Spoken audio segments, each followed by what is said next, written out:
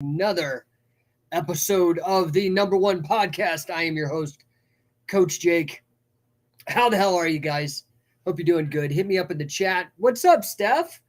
Happy to see you. Thank you for joining in. How's South Florida doing, man?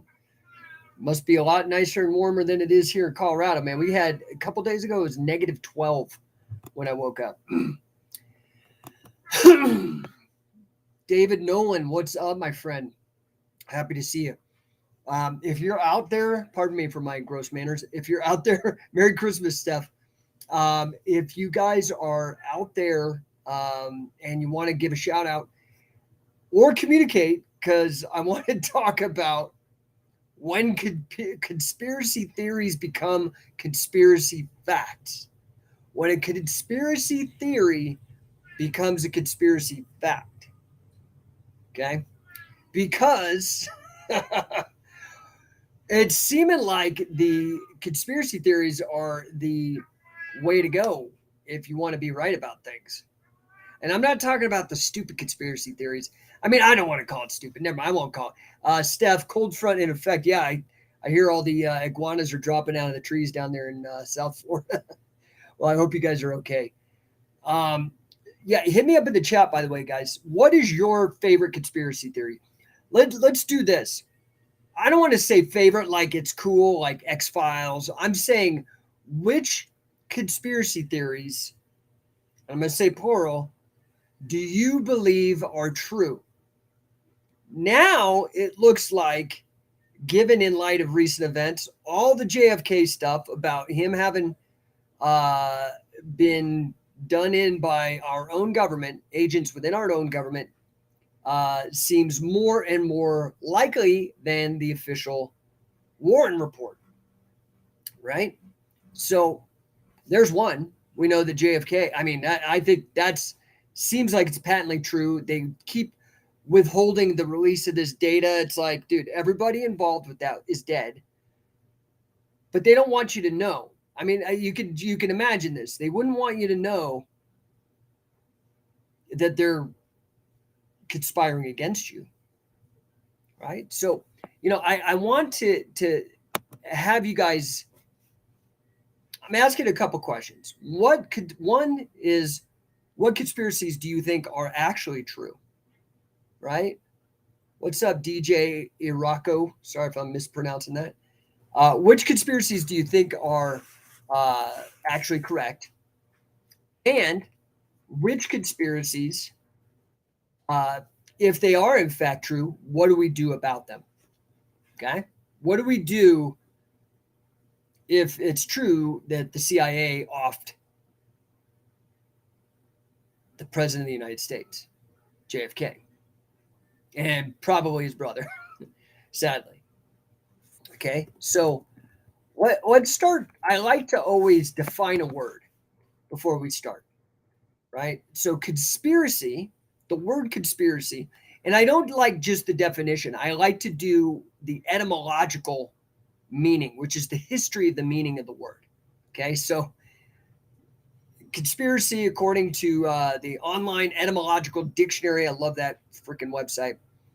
Conspiracy, a noun from the mid 14th century, a plotting of evil, unlawful design, a combination of persons for an evil purpose. Let me read that again. This is the original first meaning of the word conspiracy. It later got detoured. The meaning got changed by the CIA. What's up, L Perfect Perkins? Happy to see you, my friend. Just what we're asking is, what conspiracy theories do you think are true? Elon Musk just said, I just saw it on video. He's like, every conspiracy that was said about Twitter is true. About them manipulating votes, about them withholding data, with regards to them shadow banning people, all that kind of stuff. Now, again, from the mid 14th century, the original meaning of the word conspiracy, a plotting of evil, unlawful design, a combination of persons for an evil purpose. So before the CIA made it like a derogatory thing to be called a conspiracy theorist and you were a kook and a wacko, right? We just know those words, conspiracy theorist, kook, wacko, they all flow together, bypassing any critical reasoning. It's fair.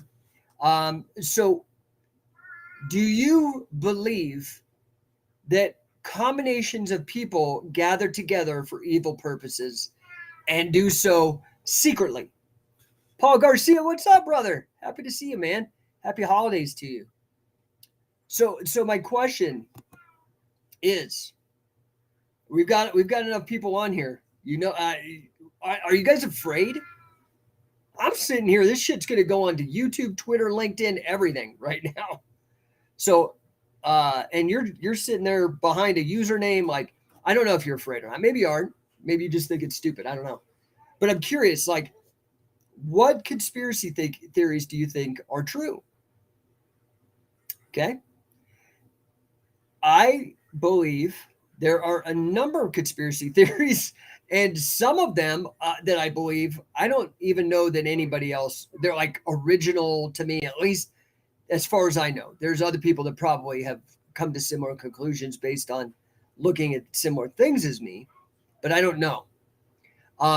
Here's one that I think is 100% true. And I think, look, you could say what you like about Alex Jones. And he, you know, I don't even know what his track record is, but I will say the one thing where I think he's 100% right. He put out this movie years ago, this documentary called End Game. And in it, he talks about this depopulation agenda.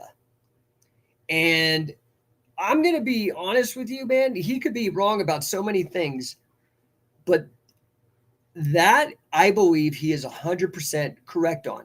What I've contributed that I think is vetted out now, like when I wrote my book Anomaly in 2009, basically I was trying to teach people how to see some of the things that I was seeing, right? I've done a prior show on mental self-defense, which is partially how the methodology I used. It's a combination of extreme mental focus, being able to not be distracted, to focus deeply and think about something longer than 7 seconds, which TikTok would love to have you have a 7-second attention span. But to think, you know, like when you put a giant equation on the chalkboard, so you can really, or you're doing computer coding, you can really have to think about things. Anyway, intense focus, a real strong working knowledge of informal fallacies and formal logic like syllogisms, as well as an understanding of inductive reasoning, in particular, a strong respect for not just type 1 errors in statistical reasoning, but type 2 errors. All of that was kind of the point I was trying to make in my book Anomaly. And then I pointed out a bunch of points of fact that fit the dictionary definition of an anomaly, which is something that is outside the perceived establishment wisdom. And that's where like Thomas Kuhn, the philosopher of science, would say a paradigm shift happens, is when there's data points that are so odd and strange, you have to change the whole way you think about things to include these factual data points, right? Anyway, so what I looked at, because when I was a young person, I was the victim of medical malpractice, medical error. And so I've been very sensitive to that ever since I was 10 years old and had a doctor nearly kill me from a botched appendectomy. I had my appendix out. So there is something called iatrogenic harm. I wrote about this in my book, Anomaly. There's actually a chapter. You can go to mentalselfdefense.com. The chapter's there. If you go to mentalselfdefense.com, click on iatrologic, which is my weird word. It's not mine. It actually comes from the ancient Greek. But click on it and go to the link there that says learned helplessness and medical fascism. I originally wrote that essay as a chapter in my 2009 book. And it pretty much came true like the entire thesis was proven true in 2020, and by the lockdowns and the vaccines. Okay, so the injections, I don't even like to call them that because I don't think it's accurate. They're mRNA injections. Anyway, in that, what's up, Black Cat Movement? What's up, Dustin? Happy to see you guys. In that, I show the history of the medical establishment, and I showed also like how parallels, how some of the things that were done in the banking establishment really took a lot of the power from the people and put it in the hands of a centralized elite. Now, this centralized elite was very vocal about their support for eugenics and population control. And I took that as an assumption. Well, let's say that never changed. I don't see any reason why they would change their views on that. And let's look in depth at something in particular in the medical establishment known as the Flexner Report, Flexner, the Flexner Report. That is where everything changed. To me, all these things happened during the time of Woodrow Wilson, and then were allowed to amplify during FDR, these very progressive socialist regimes that ran the United States for a while. The Flexner Report, which was funded by the Rockefellers, a lot of people are putting this combination together, and they've tried to decry it as a conspiracy theory. I actually spoke to Dr. Barbara Starfield, who was the author of, in I think it was 2006, in the Journal of the American Medical Association on iatrogenics, placing it as the third leading cause of death of Americans after cardiovascular disease and cancer, medical error. And the adverse drug reaction numbers were not added into that. I believe if you add those numbers together, medical harm, medical error, or iatrogenic harm, and adverse drug reactions, I believe it might be the number one leading cause of death in the United States. I'd have to look at the numbers again because it's been a long time since, it's been 15 years since I wrote that. But what the Flexner Report did was it created medical licensure. Now, this is how they got everybody. This is how they leaned on people. Like, were you one of the people that were threatened, basically your livelihood, your job, if you did not take the jab, that you could not work, couldn't put food on the table for your family or yourself? If that was you, that was done through forcing you with your business license, or the company, they would revoke the company's business license, is one of the many hammers that they have to bang on somebody. Similar with these doctors, you saw these dissenting doctors. These are people who, people like Peter McCullough, who's the most published MD in the history of MDs or something crazy like that, or Robert Malone, who invented the mRNA, were being threatened of having their medical licenses stripped from them. Do you see how they control through these regulatory bodies, right? What is appropriate or not. And then everybody's scared and fearful and very easily manipulated. So in light of the Twitter files, in light of Bradley Manning, or I'm sorry, what's Manning's new name? In light of Julian Assange, in light of like all this shit, man, at what point do you start realizing that most of the stuff you're taught in government school is bullshit designed to protect the system that the government wants? And when do you realize that if they truly are, which I do believe this to be true, based on their language, based on their words, based on what they actually fucking say, I take them at face value, that they want to reduce the population, that means you're not one of those wealthy elites. If you're one of the people who unfortunately took this jab and got harmed by the side effects, they were gunning for you. And they've got a bunch of different ways. They don't just attack one way. While they're doing all this bullshit with Fauci and whatnot, Bill Gates is making all these owning every crop and making GMO foods that we don't know the long-term ramification of how they will digest. All of this premise that the world's overpopulated. There's a great website. I can't remember they might have changed it. It's called overpopulationisamyth.org. They give you the math, they give you the numbers. You can go read the books by like Julian Simon. Julian Jaynes is another genius. Origin of the Consciousness and the Breakdown of the Bicameral Mind. That's a whole other fucking subject. But Julian Simon, The Ultimate Resource, great books, man. Great books. You guys are awful freaking silent. I see all you guys in here lurking, and not a single one of you is chiming in with your. I can't imagine you guys are all scared. Are you really scared to speak up? Or are you scared that somebody's gonna like disagree with you? I mean, I just don't understand it. Anyway, so I will tell you, I do believe that the biggest conspiracy theory that is true is that there is, and I, for lack of a better word, I hate to sound melodramatic, but I think it's true, an evil plot to depopulate the planet. Right? You've seen the Georgia Guidestones. You look now, population is actually set to collapse because nobody's reproducing, because there's so much. I mean, man, you got to think about a lot of this stuff. Why is there so much free fucking porn? Why? Why is there so much free fucking porn out there? If you really think about it, like somebody made that available. What is the purpose? We all know what the effect is.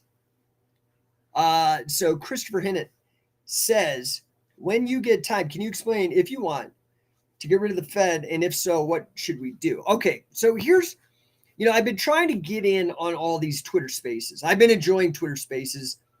Guys, find me. It's just my name, at Jake Shannon, all together. Find me on there. I'm posting a lot of shit, dude. It's great because it's like freedom of speech. You got comedy. You got dissent. You got people debating. I love it, dude. It's fantastic. That's my jam. I love all of that. So find me on Twitter Spaces. But I've been trying to get in on all these rooms as much as I possibly can. Hey, what's up, Marco? Happy to see you, brother. Canada, rocking. Scientific Wrestling Canada.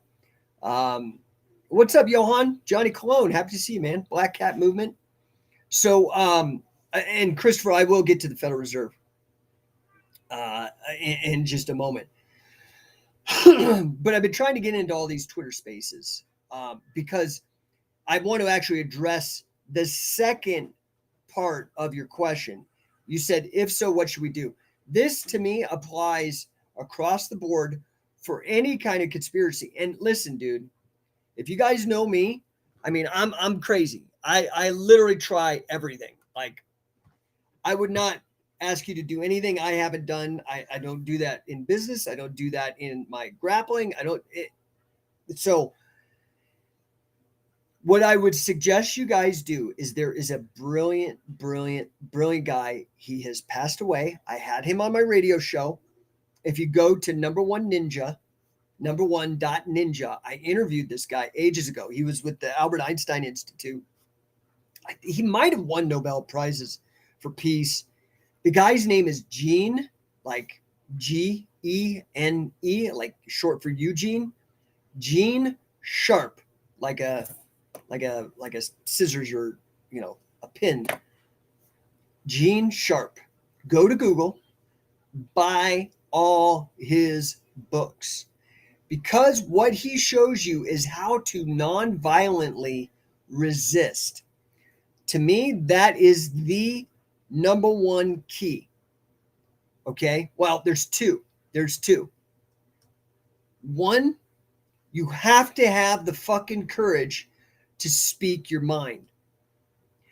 That's number one thing to do. You have to have the courage to speak your mind. If you don't have the courage, it's probably because you don't have enough facts and you don't have enough practice trying to present the facts to people who either don't know or might completely disagree and have counterfacts that you need to be able to address, okay? So you need to have the courage to speak up. And the second thing you need to do is you need to have in your heart the ability to really do civil disobedience in a peaceful way. Okay.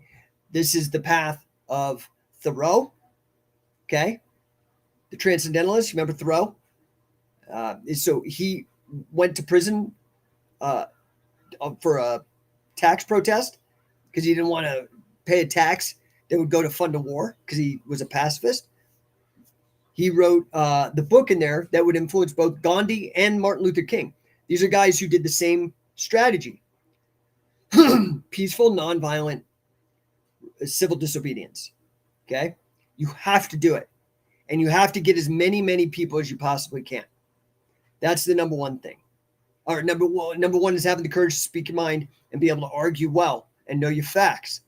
Number two is that you have to have the fucking guts to do a peaceful protest. Now, what I love about Gene Sharp, this guy is responsible for overturning dictatorships the world over. And he has a book. I think it's I have all four. I think it's 4 volumes, might be 3. And it's literally a cat. He went through and made every possible way that you could do civil disobedience or protest in a peaceful way. And then he wrote several other books on top of that. I would recommend anybody and everybody have copies of those and get those out to as many people as you possibly can. That is the number one thing on anything. I've tried it all, dude. I ran for fucking Congress.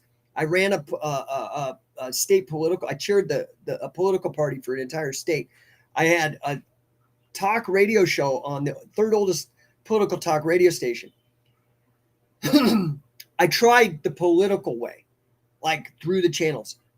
And I think I'm a rather savvy, resourceful guy. I'm telling you, unless you're fucking rich, it is very, very, very difficult because you're going to need to hire an army for security of private investigators to fucking keep all the creeps off you. Like I had so much harassment, so many death threats against my family. Actually, people calling my wife, telling them they were going to kill her. And it was awful, dude. Had my car tampered with. Politics is trash. So if anybody here who ever knew me from like 10 years ago was like, dude, why'd you just drop out of all that shit? That's why, because it's trash. And I want nothing to do with it. I want nothing to do with people who behave that way. I don't think it's the way to go. And in fact, I completely 180 degrees changed. I do not believe politics is the way to affect change. I think art is 1,000 times more powerful.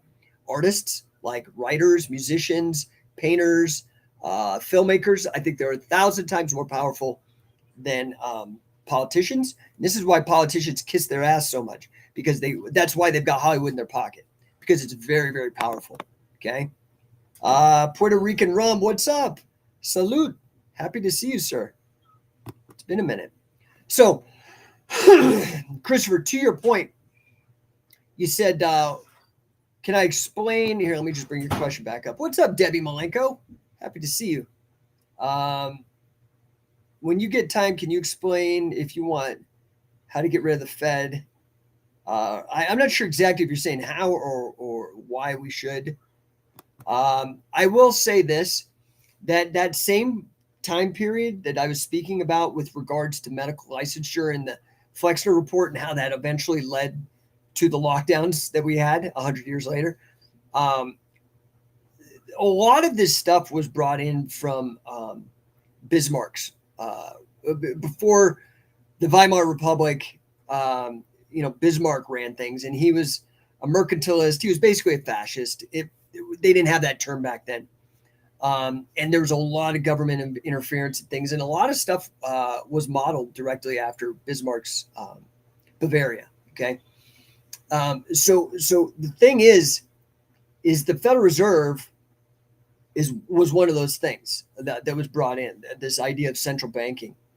And, there had been inklings of it for even at the very beginning of the country, guys like Alexander Hamilton, pushing for central banks, Andrew Jackson, like being crazy. I mean, he had a lot of shortcomings. He was super racist, had some other problems, but he also fought tooth and nail to end the Federal Reserve System when it was rare. And they just keep trying. They keep trying until they finally break through.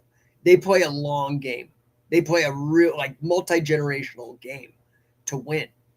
um, these people who have really effectively taken over the planet. So anyway, what could we do? I honestly do believe that you know I'm a big fan of a lot of libertarian thinking, not all of it. In fact, some of the mainstream libertarian thinking really is I find ridiculous. I'm not a fan of, say, Murray Rothbard. He's a great writer and has done some good things, but his arguments are very weak, honestly. Somebody who I do have a lot of respect for is F.A. Hayek. And Hayek believed in competing currencies and even predicted digital currencies like Bitcoin.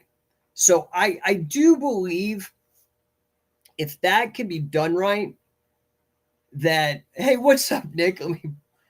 Nick popping in on LinkedIn. What's up, brother? Yeah, I know you're awake, brother. I see all your posts. So I do believe that, part of the problem is that the money has been debased really bad. I mean, and all you guys who are freaking out about inflation, I'm going to just break this to you. Inflation is actually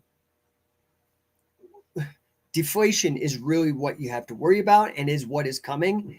And in fact, inflation, as it is understood, is not what you're experiencing in the rise of prices. Most of these price raises that you're seeing are because of supply chain restricting the demand. And when demand is restricted and supply restricting supply, and when supply is restricted or reduced and demand stays the same or increases, the prices go up.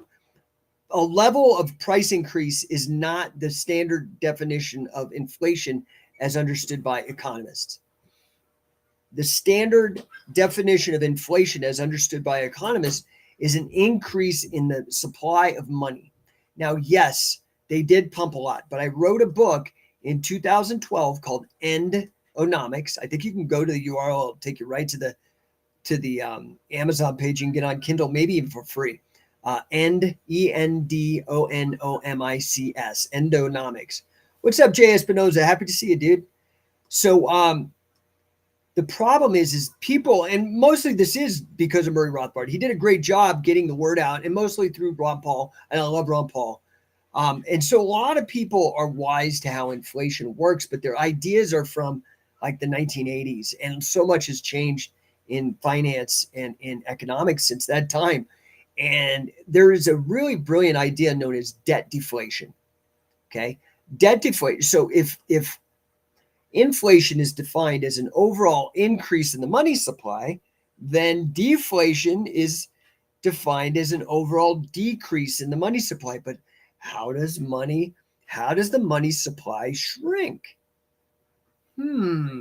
How does that happen? Now, this is really where it gets fucking fishy, guys, because I've actually been talking to I've been speaking in direct emails to the number one economist that predicted shit according to the Wall Street Journal, and I think it was in 2019. This brilliant guy, and I'm picking his brain. There is no measure of deflation right now. I have my own idea, and I'm working it out with this guy who's brilliant. Hopefully, he'll help me. But here's the thing: debt deflation. Okay, so why are debt and deflation? Why are debt and a reduction of the supply of money connected? Does anybody know?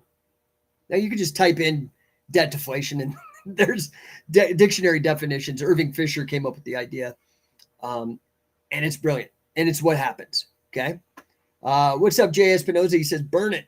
Johnny Cologne, what's up? You bought a May spell? All right, dude. Now swing it, brother. Coach Tiffany Taylor, woohoo! What you doing, girl?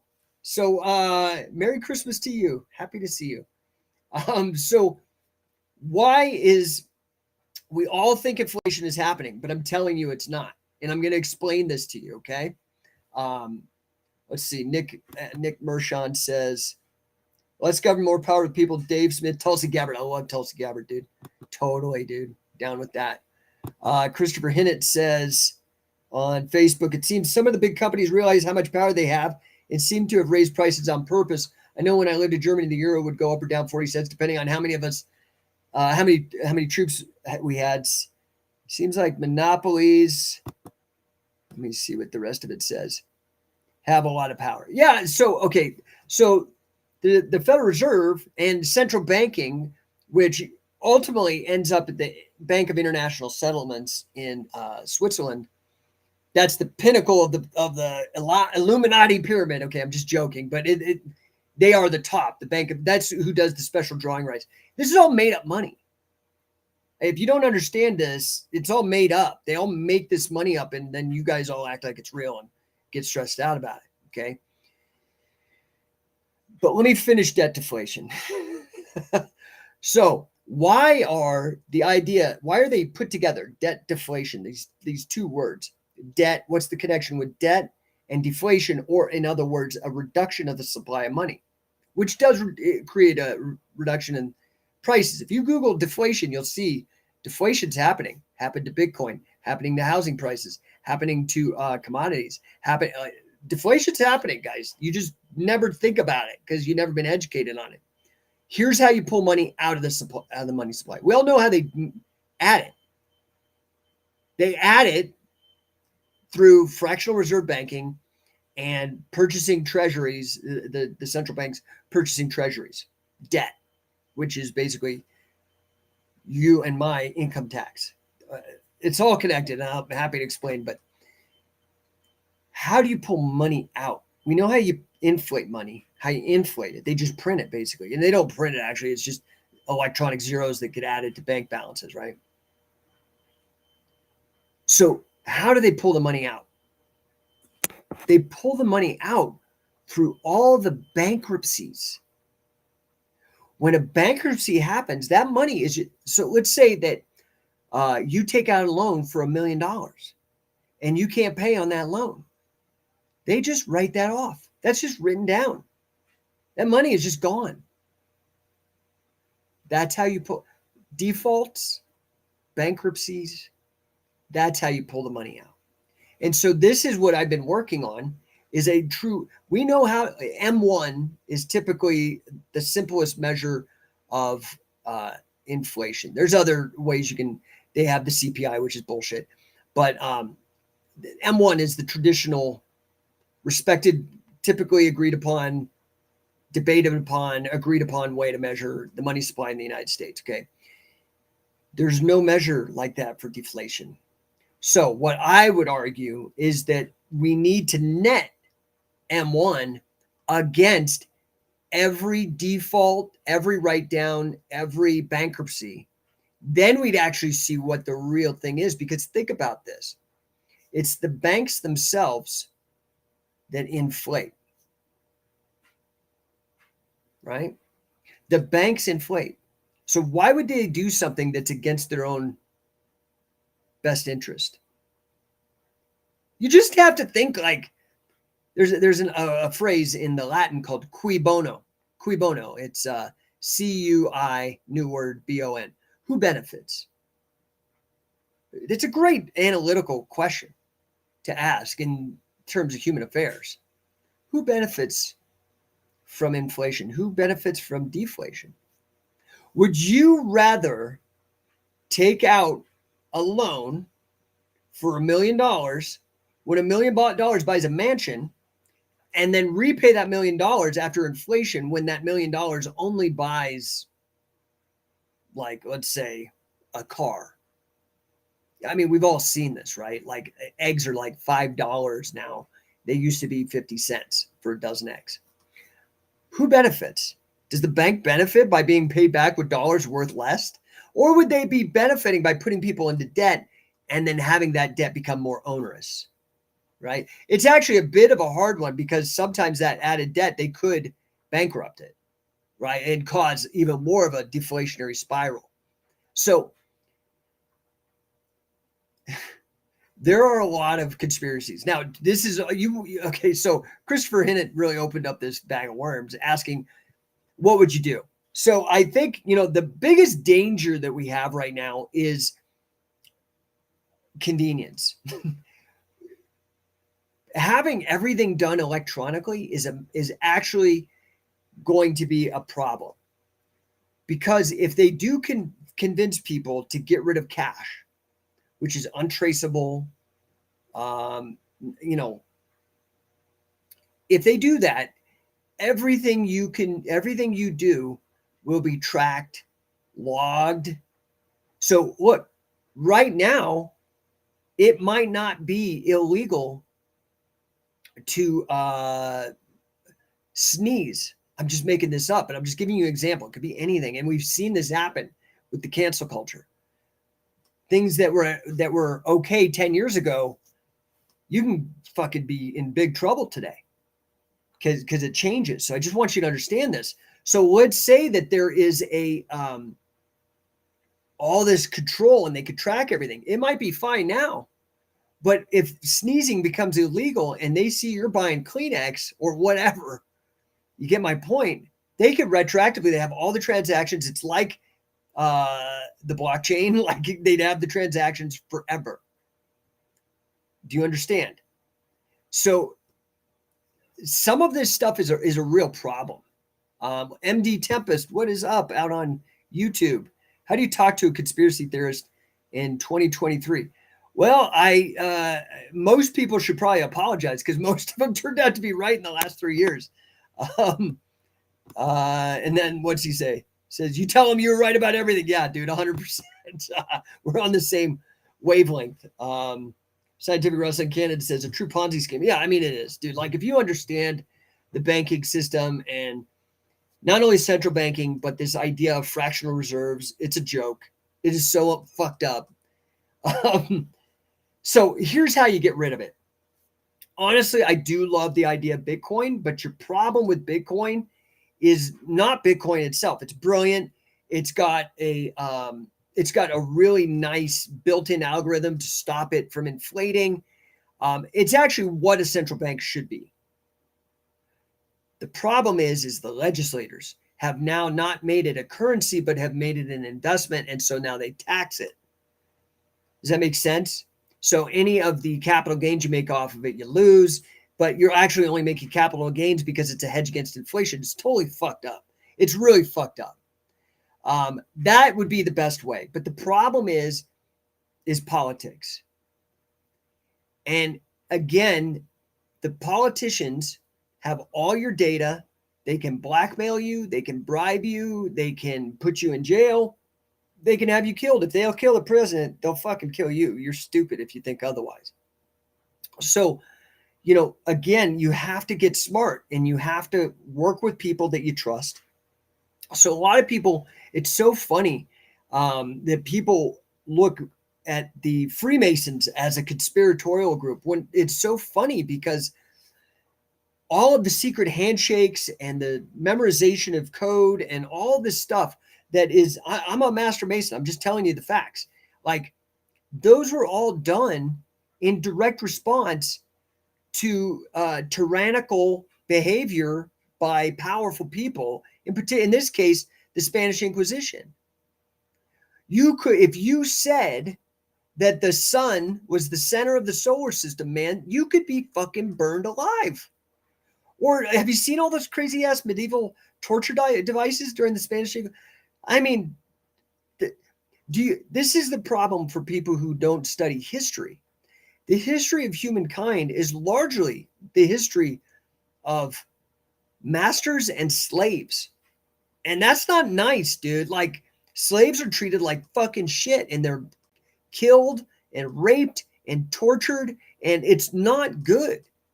Okay? But we live in this little fucking bubble in history. Thanks largely to the Bill of Rights and free markets, not capitalism. I don't like to use the word capitalism because I define it in a specific way about capital and debt. And I don't think that the system should be based off of debt, which it is. Okay. I think that's bullshit. Debits and credits. It's just not a good way.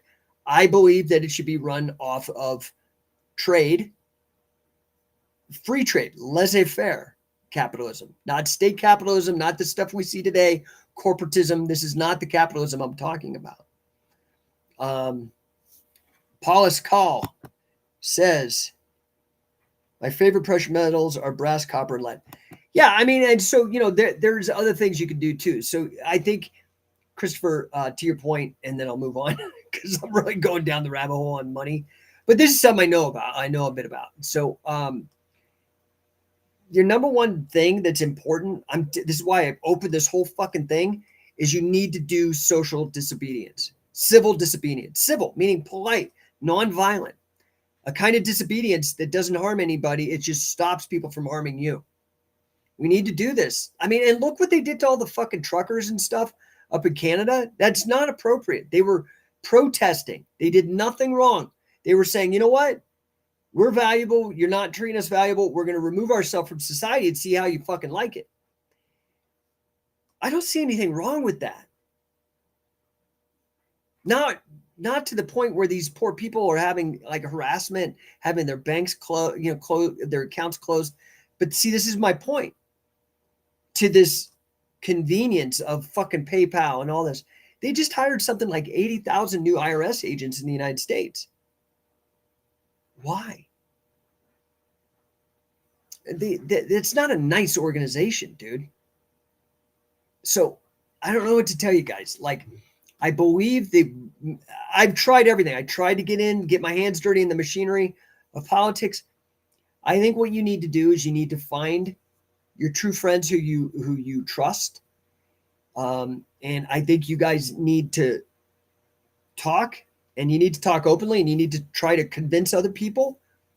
That's what I did during lockdown, man. I did not give a fuck. Go back. I mean, you can't, but maybe you can. Anybody who doesn't have a fucking life, go back on my social media feeds. Day one, I'm like, no. This is bullshit. Day one, and vocal and arguing statistics and true. Like I'll fucking argue. I have a master's degree in financial math, dude. And I've worked as a statistician. I know how to read the medical literature. I mean, I'm not a genius, but we live in the internet age, and I'm relatively smart. I can figure it out. Okay. Christopher Hinnett out there says, IRS agents scare me. DC and FBI has too much power. Well, so we see the Twitter files, dude, like straight up election fraud. We know that Hunter S. Thompson, Hunter Biden, same fucking thing, except one's like a total creep. The Hunter Biden shit was true. And it all had to do with the Ukraine. And we wonder why we're fucking giving them all this money of your tax money. I don't want to give them any fucking money. I don't know what's going on. I don't know. I don't want anybody getting my money from my labor. That's slavery. Robert Nozick made that argument. Tale of a slave. Look it up. Robert Nozick, Tale of a slave. Google it. I don't want somebody giving the fruits of my labor to somebody else to bomb and kill people. I don't fucking know. And I can't judge. I don't even believe in capital punishment. So like, stop it. I don't want any of my money going to war. But so much of your money goes to like non-discretionary spending. So much goes to discretionary spending. You have zero fucking control. To me, that's a problem. Okay. Marco, Scientific Wrestling Canada, says media spun that completely wrong. Joyful, supportive, and nonviolent. So, that's what you can do. That is it, right? So who else do we got here? We got Dennis Lopez Inc. Yes, we gave way too much money to the Ukraine. I mean, it's just stupid. We didn't. You didn't. I didn't. It was taken from me. That's a fucking fact. It was taken. Go ahead. Try not to have that money taken. See what happens. Okay? Some of those new 80,000 dudes are going to be showing up at your door giving you with their hand out and their hand on their gun. I don't know what to tell you, man. It's how it is, right?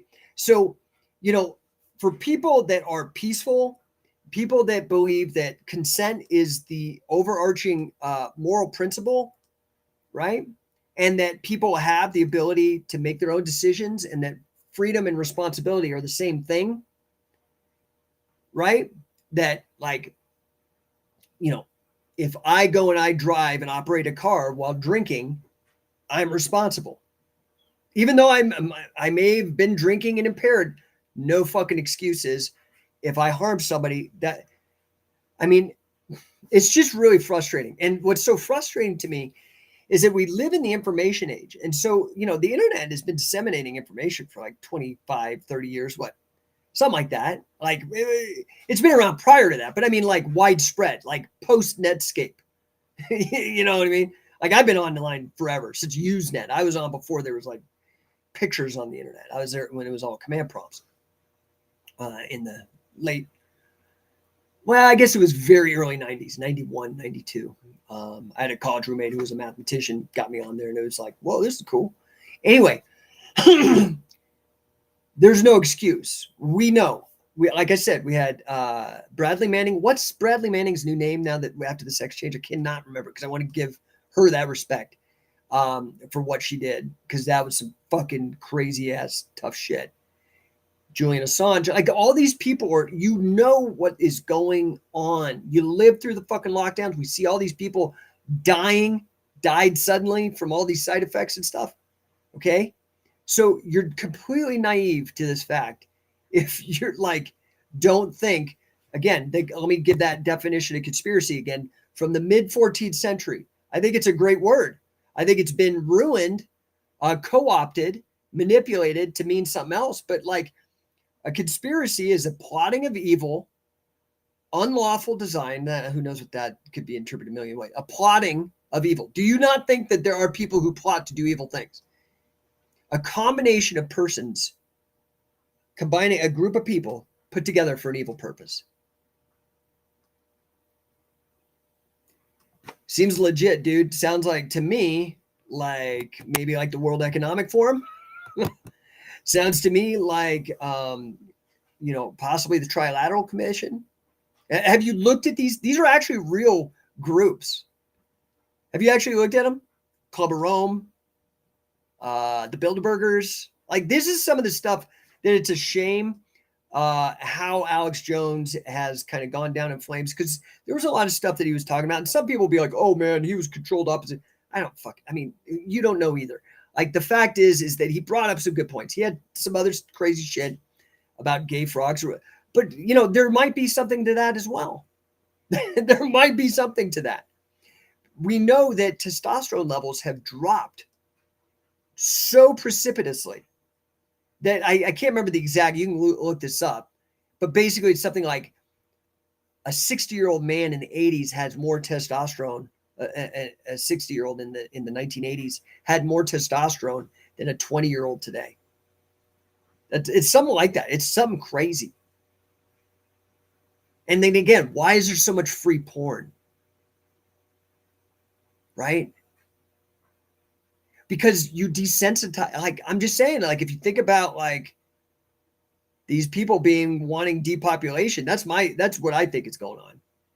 I think there's people, very powerful people, that want to depopulate the planet. And you'd be shocked now if you start talking to people about this. A lot of people, oh yeah, there's too many people. What the fuck are you talking about, dude? Do you even know the numbers? If you go to overpopulationisamyth.org, I think it still points to the website. It's now a public policy think tank. But there's like, you could put everybody on the planet in the state of Alaska, and they'd all have like half an acre or something. We're okay. I mean, it's something like that. I can't remember the exact number, but you'd have like a quarter of an acre, something crazy. There's not an overpopulation problem. In fact, if you notice the correlation between technological progress and population, that's very interesting, because there's something known as the network effect. Because more people working on a similar problem, we get places faster. It's crazy, man, that these people want to like shut down. But I don't know. I don't want to get too crazy on any of this, but I do want you guys to contemplate these things. So I did a show. You can go to my YouTube or whatever, find it. It's called Mental Self-Defense. That was the old name of my radio show. You scroll down, you'll see, type in Mental Self-Defense Gene Sharp or Jake Shannon Gene Sharp. Listen to that old interview with that dude. Brilliant guy. Now it's, 10 years ago more. I think he's passed away since then. May rest in peace. Brilliant man. But also go to my website, mentalselfdefense.com. You can read a bunch of my articles, Some of them I talk, and they're all free, dude. Whatever. You don't have to. I don't care. But you can. And it's a lot of the stuff that made up a lot of my books and whatnot. Okay. So, all right. It is hitting the 50-minute mark. I appreciate all you guys chiming in, man. We had a lot of people in here in this room today. I really appreciate all you guys. Oh, what's up, Ariel Hernandez? We've had Canada. Buenos noches, Senor Shannon from Tucson, Arizona. Now, I can't remember where Puerto Rican rum is from, but we've had Florida. Had a couple people from Florida in here. Happy to see you guys. If I can be of any assistance, guys, just DM me. You know, I do No1 coaching, which is really, truly about increasing your impact, increasing your money, leveraging my experiences as an entrepreneur and a business person, not just my master's in financial math, and not just me being 10X certified as a coach, mentor, and speaker by the man Grant Cardone, one of his elite coaches, which I'm very proud of. But my experience as, obviously with the Mace, with scientific wrestling, with creating financial companies, with creating software companies, and coaching countless people, helping people. That's my mission, is to help as many people as possible improve their lives. So if I can help you, I'm here to help you. I do this like I keep calling it office hours, but I hate that. I don't know. I just want to be available for free because I'm very expensive otherwise. So if you guys have questions, ping me. I'm happy to help you during this time. But otherwise, hope you guys had a fantastic Christmas. I do want to gear up for future shows, starting to think about the future. I want you guys to start like designing the future. All right, guys. I appreciate you very much, and we will work on that in the next coming days. So be sure to stay tuned, and add me over on Twitter at Jake Shannon. Thanks, guys.